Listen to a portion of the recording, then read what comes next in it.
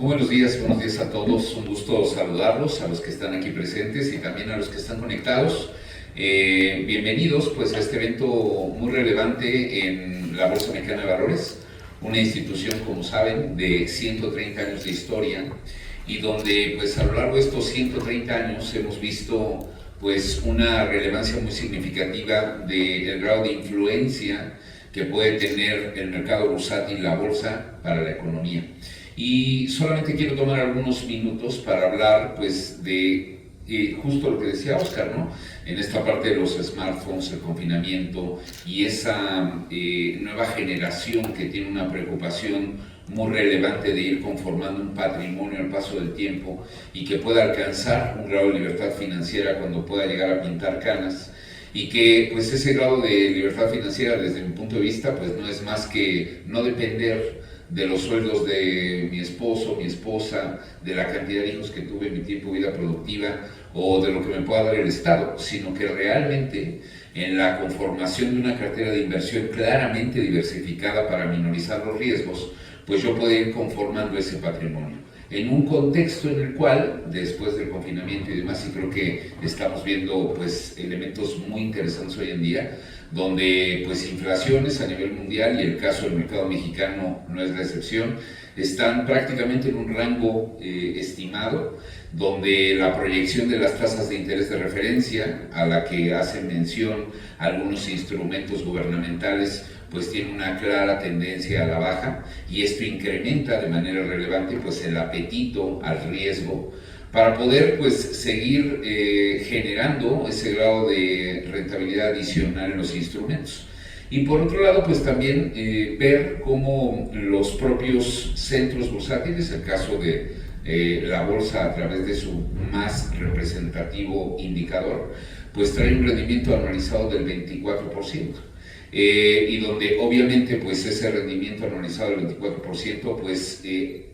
prevé una perspectiva de crecimiento en el corto, mediano y largo plazo de manera importante para ese tipo de generaciones que vino a hablar Oscar, ¿no? Quisiera recordar algunos datos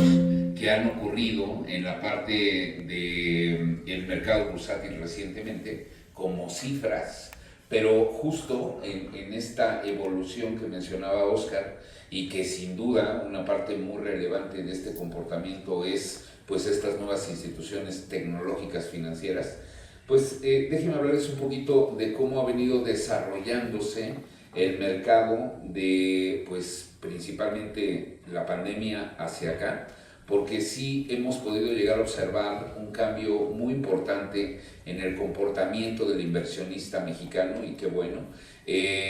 donde seguramente pues hay todavía muchas cosas que hacer a manera de activar de una manera mucho más dinámica el uso de las cuentas de inversión, ¿no? Y entonces vamos a hablar de 4 láminas muy simplemente, y la primera pues hablaremos de los activos netos que están en los fondos de inversión. Solamente pues, como profesor que soy, sí partir de un concepto teórico y decir que estos fondos de inversión se convierten, desde mi perspectiva, en uno de los primeros peldaños o escalones para poder ingresar a esta actividad de inversión, y que obviamente podamos compensar la pérdida de poder adquisitivo por concepto de la inflación, que podamos llegar a aprovechar las oportunidades que se están dando en el mercado, o de poder generar pues estos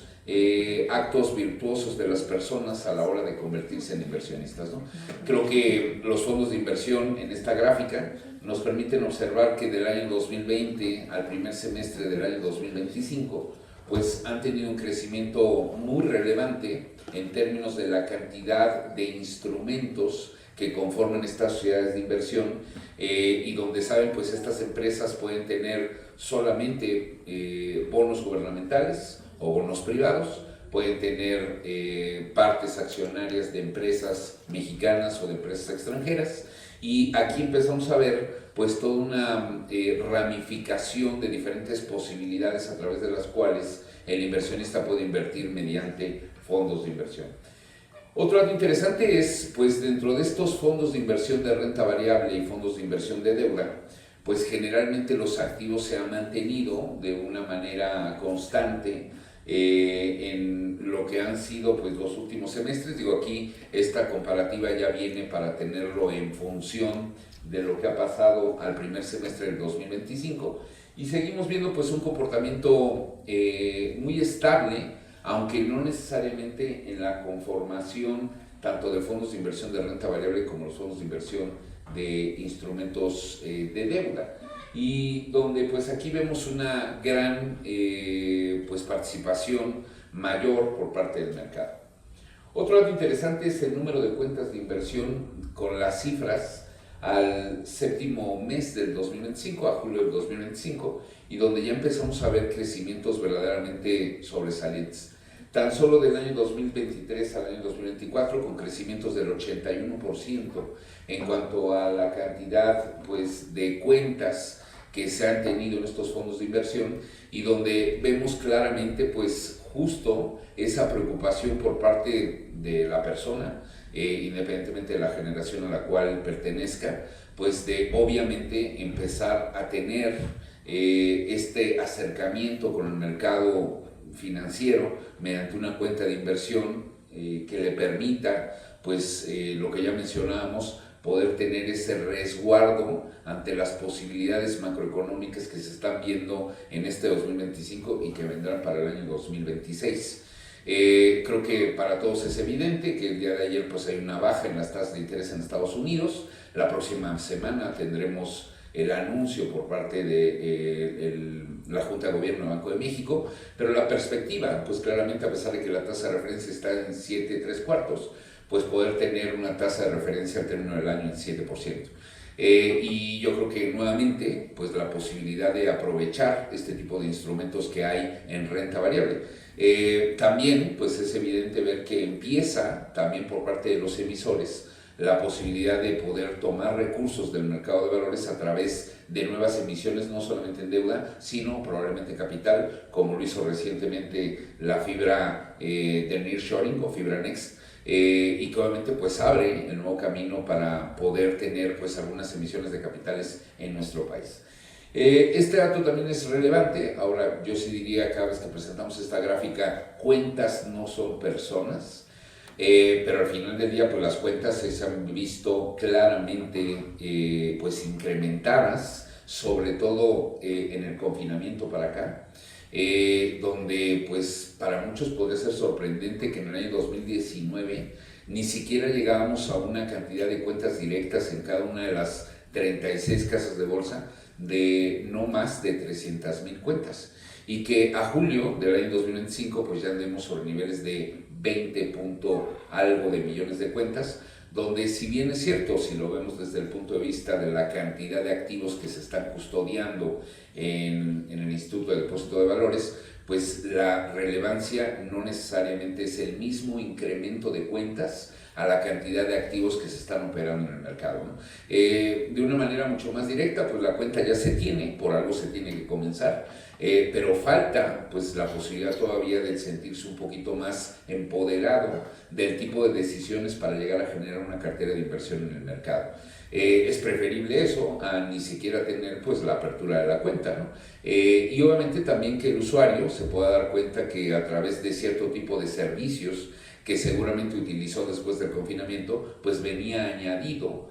alguna cuenta de inversión en la cual puede usarla mediante pues, las diferentes plataformas a través de las cuales puede llegar a hacer esa compra-venta de activos en el mercado bursátil.